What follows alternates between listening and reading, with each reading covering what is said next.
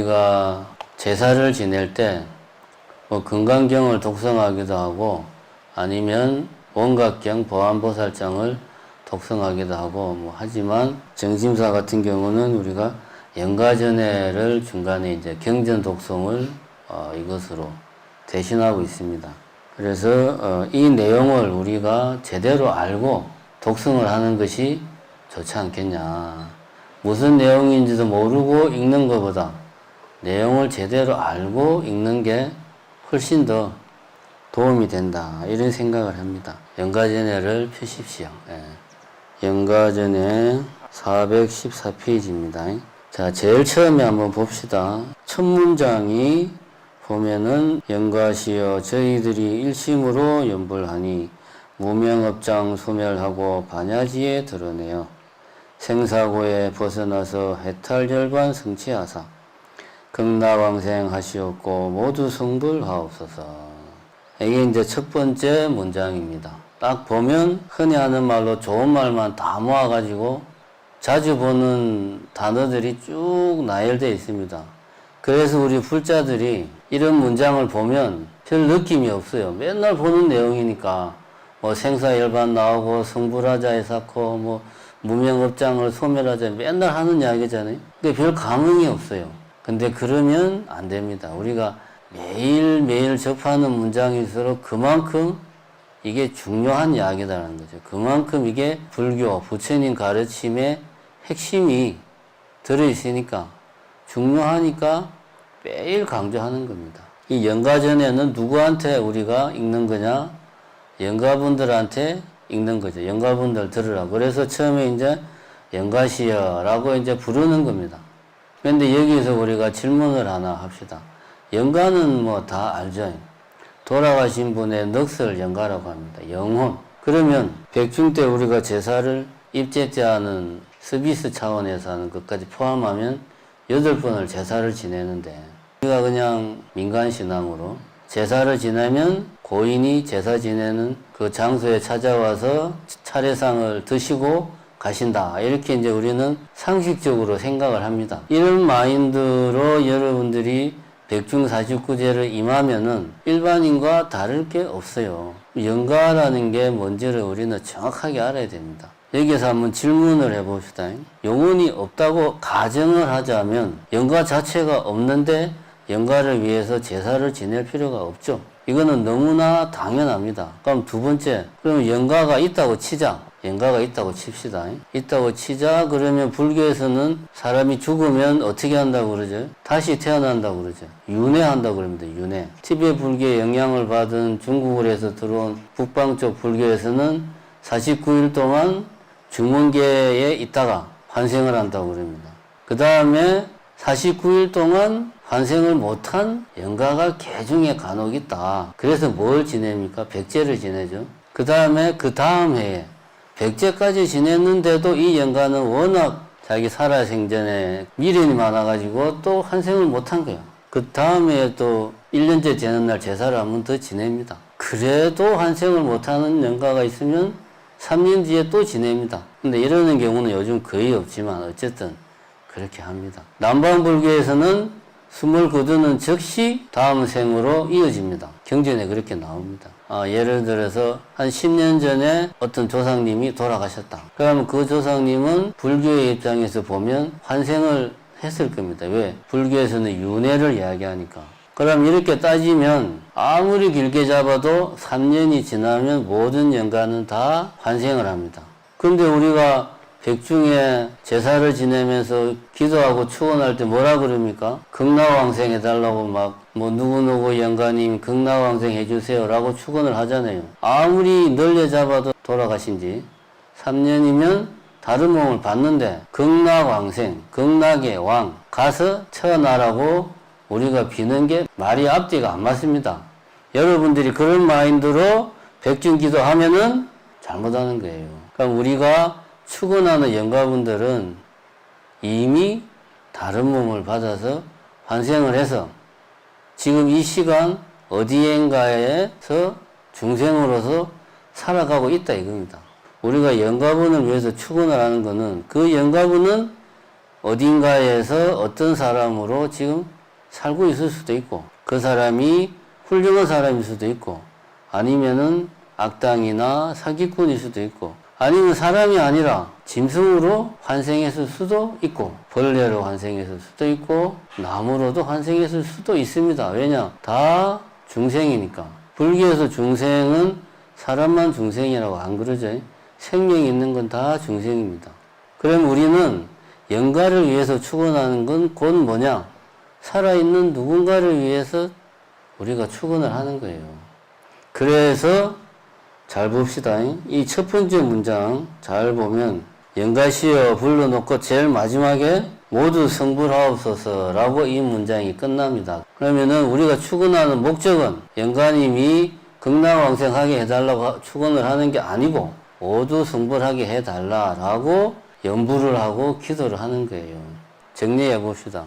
영혼이 없다. 그러면 백중기도 할 필요가 없습니다. 제사 지낼 필요 없습니다. 영혼이 있다. 그러면은 우리는 극락왕생을 위해서 기도를 할 것이 아니라 환생한 그 영가분이 어딘가에서 살면서 부처의 경지에 이르도록 성불할 수 있도록 내가 기도를 해가지고 힘을 보태겠다. 이게 모두 성불하옵소서의 의미입니다. 그러니까 우리가 백중 때 영가기도 하는 것이 돌아가신 분을 위해서 기도를 하는 게 아닙니다. 엄밀하게 말하면 지금 이 시간에 누군가가 어딘가에서 나를 위해서 기도를 누군가 할 수 있어요. 전생에 내 이름으로. 결국 우리가 백중 기도하는 이유는 뭐냐? 모든 중생들이 성불하게 해달라 하는 마음으로 우리가 기도를 한다. 이 마음을 꼭 마음속에 새겨야 됩니다. 내가 아는 조상님들 몇 분, 그 조상님들 극락왕생 해달라고 아무리 빌어봐야 여러분들이 불교를 제대로 이해하고 있다면 그 조상님들은 이미 다 환생을 했어요. 여러분들이 기도를 열심히 했으면 좋은 몸을 받아서 환생했습니다.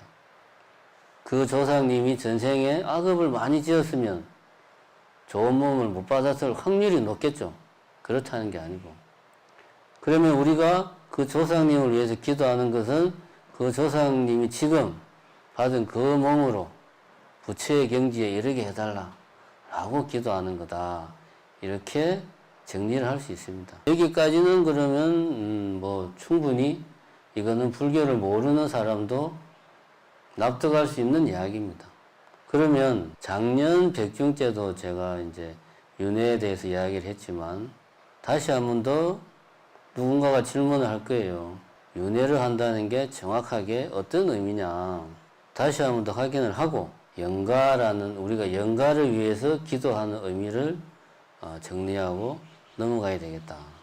우리가 보통 환생을 한다고 하면 비유를 들면 이렇게 생각을 해요. 우리 머릿속의 환생은 뭐냐 하면 어떤 사람이 있는데 그 우리 첩보 영화 보면 그런 거 많이 나오죠. 완전히 다른 사람으로 신분을 완전히 바꾸는 거예요. 신분증도 바꾸고 사는 동네도 완전히 바꿔서 새로운 사람으로 다른 동네 가서 사는 거예요. 이런 식으로 우리가 보통 윤회한다, 환생한다 이런 이야기를 하면 영혼이 있는데 그 영혼이 육체의 옷을 다른 옷을 입는 것으로 마치 우리가 옷을 갈아입듯이 환생하는 것으로 생각을 해요. 이렇게 생각을 하면 영혼이라는 뭔가가 있고 그 영혼이 육체라는 옷을 계속 받고 있는 것으로 우리는 윤회를 생각하는데 이것은 제가 작년에도 이야기했지만 뭐 굳이 이야기하면 인도의 전통적인 사고방식, 힌두교에서 말하는 윤회의 관점이 이런 식입니다. 그래서 정확하게 우리나라 말로 이거를 번역하면 제6화, 다시 육, 몸을 받는다. 이게 힌두교의 관점입니다. 불교의 관점은 이게 아니라고 제가 이야기를 했습니다. 밀란다 왕문경에서 보면 그리스의 왕이 밀란다 왕이 나가세나 존자한테 환생 윤회가 뭐냐 물어보니까 나가세나 존자가 비유를 들어서 설명하기를 초가 여러 개 있는데 이 초에서 그 다음 초로 촛불을 옮기고 또 그 다음 초에서 그 다음 초로 촛불이 불을 옮기고 이런 모습을 멀리서 보면 마치 불이 쫙 이렇게 움직이는 것으로 보일 것이다. 그러나 실제로 각각의 촛불은 움직인 것이 아니다. 그대로 있다. 이렇게 설명을 합니다. 근데 이렇게 말하면 좀 감이 잘 안 와요. 다른 비유를 들자면 이런 겁니다. 오늘 내가 날씨도 꾸무리하고 해서 몸도 찌부도하고 기분도 다운되고 좀 힘들어.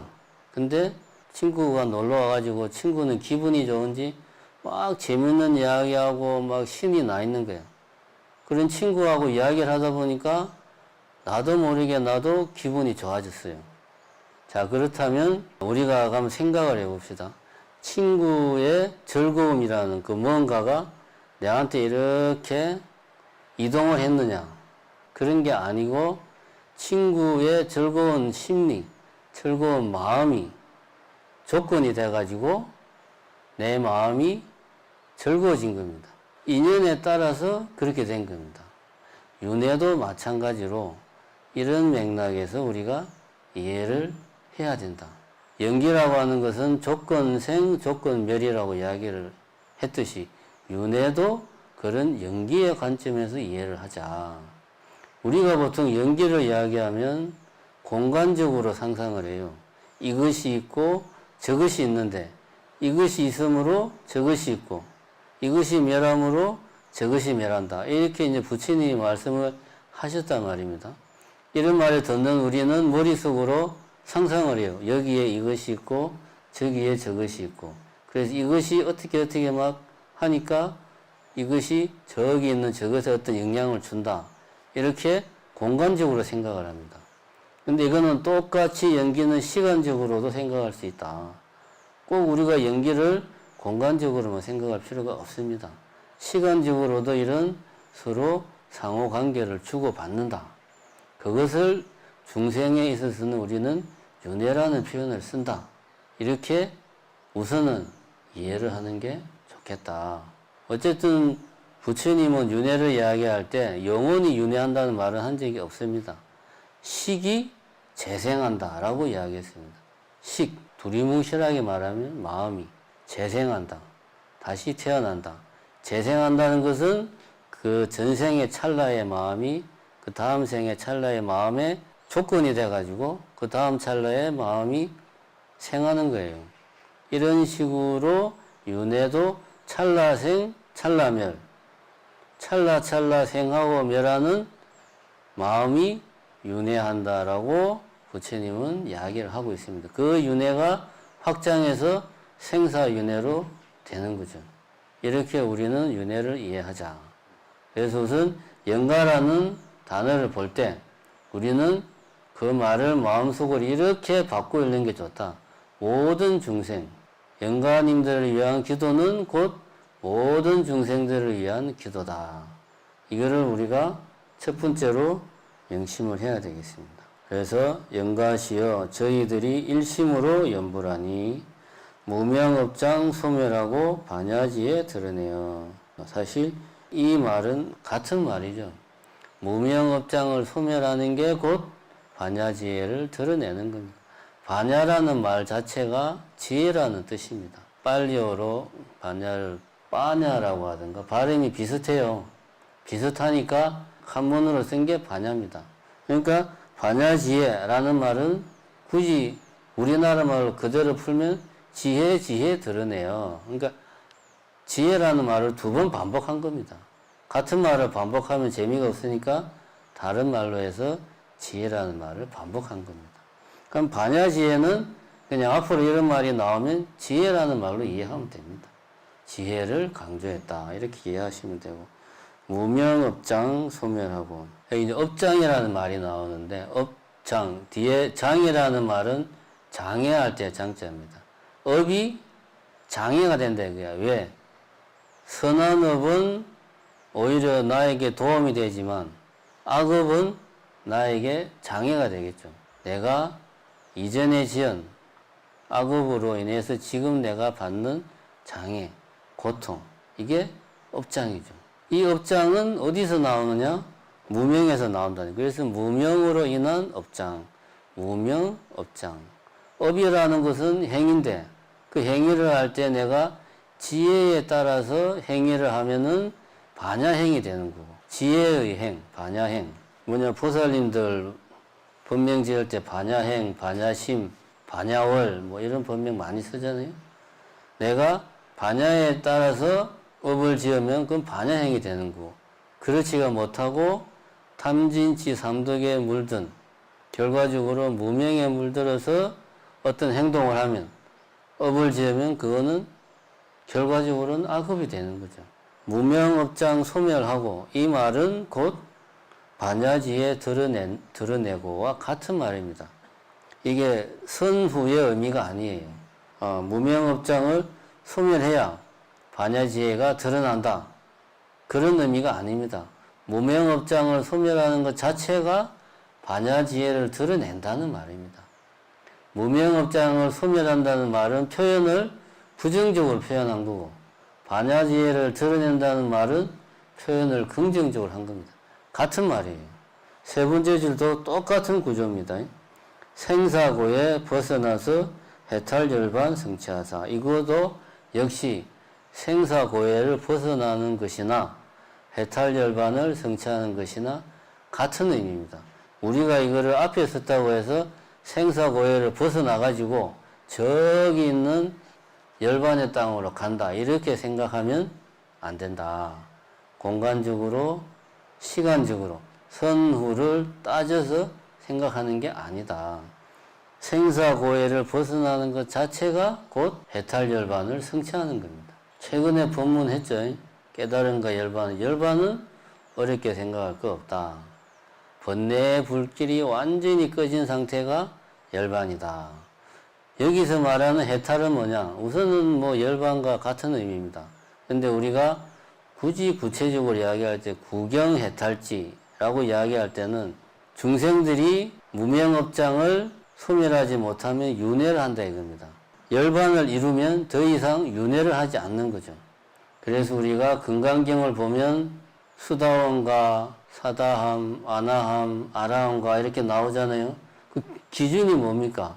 윤회를 몇 번 더 하고 더 이상 윤회하지 않느냐. 몇 번 더 이 생사고해의 땅에 다시 태어났다가 영원히 윤회하지 않느냐. 기준이 그겁니다. 그래서 구경해탈 하는 표현을 쓸 때는 특별히 열반을 정득한 상태에서 윤회를 더 이상 하지 않는 경지라는 표현까지 추가로 들어갈 때 우리는 이제 해탈 이런 표현을 쓰는 겁니다. 그래서 아라한은 완전히 열반의 경지에 들어서 더 이상 윤회하지 않는 경지에 도달한 것이 아라한이죠. 아라한과 우리가 보살은 관세음 보살님, 문수 보살님 이런 분들은 아라한과를 정득했어. 그러니까 더 이상 윤회를 안 해도 돼. 안 해요. 안 하는데 중생들이 이 윤회의 수레바퀴 속에서 고통받고 있으니까 내가 중생들을 버리고 내 혼자 해탈할 수 없다 해서 이제 보살님들은 열반의 경지에 이르렀지만 중생과 함께 하기 위해서 이 땅에 우리와 함께 계시는 분들이죠. 이게 이제 보살님들. 이게 이제 해탈과 열반은 뭐 굳이 차이를 둔다면 그런 차이가 있다. 앞에서 반야지혜라는 멸을 써서 지혜를 두 번 써서 강조했듯이 이번에도 해탈, 열반, 열반을 두 번 강조하는 겁니다. 해탈, 열반 같은 말이에요. 그래서 생사고해를 벗어나는 게 곧 해탈, 열반을 성취하는 거다. 고해는 고통의 바다. 어디가 고통의 바다냐? 이거는 문학적 표현이고 정확한 불교의 용어를 쓰면 욕계, 색계, 무색계 중에서 어디가 고통의 바다입니까? 이 욕계가 고통의 바다죠. 왜냐? 욕계는 욕망이 지배하는 세계니까. 그리고 생과 사의 윤회가 계속 내가 무엇을 벗어나지 못하는 한, 무명의 그 고리를 내가 끊지 못하는 한, 이 욕계를 벗어나지 못하고 계속 윤회를 하는 거죠. 제가 이렇게 말을 하지만 저도 윤회를 100% 한다고 확신을 못해요. 왜냐? 전생에 대한 기억이 없으니까. 내가 전생에 대한 기억이 있으면 나는 100% 윤회를 경험을 해봤으니까 윤회를 한다 하고 딱 부러지게 말을 하겠는데 부처님이 아무리 윤회를 한다고 이야기를 해도 내가 경험을 안 해봤으니까 부처님 말도 100% 믿으면 안 됩니다. 내가 경험을 해보고 아, 이렇게 수행을 해보니까 윤회를 하는 게 맞구나.